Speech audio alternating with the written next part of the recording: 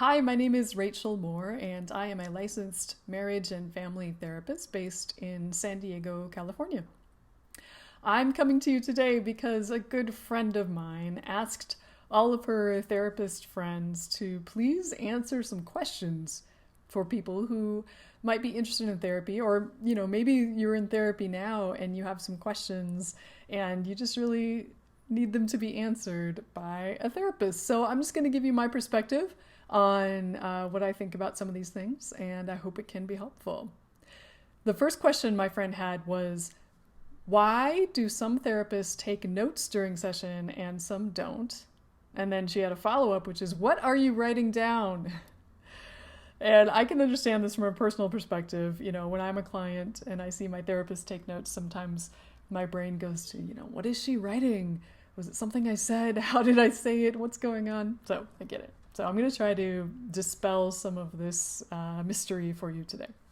First of all, technology. So I use an iPad and an Apple Pencil to take notes during sessions. Sometimes therapists will use, regular paper and pen or whatever works for them. I think some therapists even type their notes. I find that sound can be a little strange, and also it's kind of weird to look at the screen, and I don't know.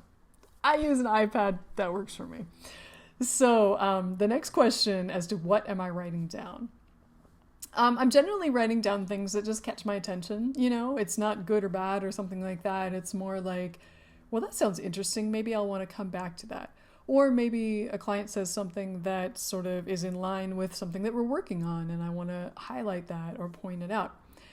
I should also say that on my iPad, when I come into session with a client, I already have notes kind of pre-filled out about things we've talked about in the past, or maybe, some goals that we're working on that I want to stay at the front of my mind, and to know where we should go during the session, or, kind of generally things that I might want to check on during the session. So notes are really important. I should also let you know, too, that at least in the state of California, it is legally required that we take notes for each session. That doesn't necessarily mean you have to be writing notes during the session, but you need to have documentation talking about what happened during the session, what time the session was, where the session was, things like that.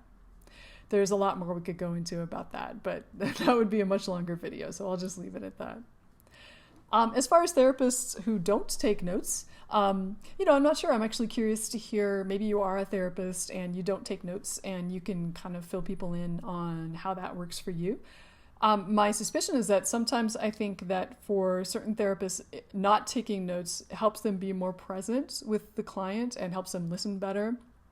I totally understand that. It's really up to personal preference. I mean, for me, I listen well when I'm writing, because it sort of focuses my attention onto what's happening.